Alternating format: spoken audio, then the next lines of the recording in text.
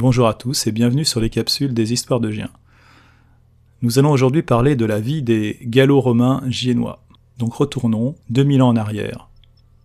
Aujourd'hui, nous connaissons mieux notre ville, telle qu'elle se présentait au début de notre ère. Les us et coutumes de nos prédécesseurs ont aussi moins de secrets. Les Gaulois, puis les Gallo-Romains, étaient des agriculteurs. Depuis l'époque la plus ancienne, exploitaient des puits à noria, c'est-à-dire des roues munies de godets, qu'ils prélevaient l'eau des nappes souterraines ou d'un torrent et la déversent dans un aqueduc.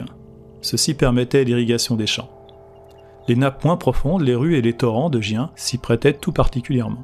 Nos Gaulois, puis Gallo-Romains, travaillaient la terre, la céramique, mais aussi le métal qu'ils savaient tailler et fondre.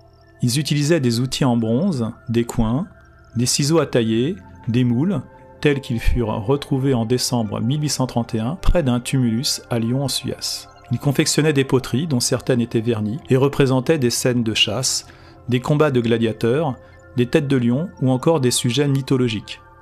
Certaines poteries retrouvées étaient même signées Versia Tiberino, indiquant une inspiration romaine. Ils passaient la Loire pour se rendre sur la rive gauche, en empruntant un pont dont les pilots de fondation, situés à quelques mètres à l'est de la rivière Notre-Heure, ont été détruits en 1820 afin de faciliter la navigation. La ville s'étendait peut-être sur les deux rives jusqu'à Port-Gallier, Portus Galliae, qui signifie le port de la Gaule, ou le port gaulois. Notre Gien gaulois puis gallo-romain pouvait également s'étendre jusqu'à l'ouest de Nevoy. Nos ancêtres gaulois étaient loin d'être des barbares. Ils étaient d'ailleurs assez ingénieux pour avoir réussi à endiguer le torrent des Fondreaux qui prend sa source à la Bussière et inondait l'actuel centre-ville. Nous savons effectivement que le torrent des Fondreaux était l'objet d'un endiguement puisque c'est lors de la construction du collège des Barnabites que cette fameuse digue d'origine celtique fut mise à jour parallèlement à la rue Anne de Beaujeu. Elle permettait de former un lac artificiel qui alimentait Gien-le-Vieux en eau potable. Un port celtique, comblé progressivement par les alluvions, se serait d'ailleurs situé à cet emplacement, à une dizaine de mètres en dessous du niveau actuel.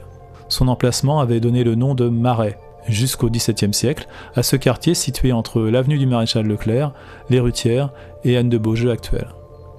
Au mois de mai, les Gaulois pratiquaient les cultes druidiques, au bout du faubourg, qui est le quartier que l'on appelle aujourd'hui la Genabi, en un lieu qui s'appelait les Pierres Buffières. La pierre en question était en réalité un dolmen, et l'appellation Buffière viendrait de Bobus Feriendis, qui signifie abattoir des bœufs. Là donc se situait un vallon empli de monuments mégalithiques, érigés lors des temps préhistoriques. Les druides y sacrifiaient sur la pierre Buffière, lors de cérémonies sacrées et festives, des bœufs. Et pour donner une idée de ces pratiques, il convient de se référer au sanctuaire de Gournay-sur-Aronde, dans l'Oise, où des sacrifices de bœufs étaient organisés. L'animal était mis à mort et laissé à pourrir pour les dieux souterrains des enfers, afin d'obtenir la fertilité des troupeaux.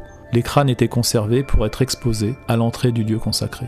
Les lieux de ce sacrifice se situent à proximité du torrent des Fondreaux, mais aussi le long du torrent de la Creuse, qui a laissé son nom à la rue Creuse. Ces torrents sont aujourd'hui souterrains.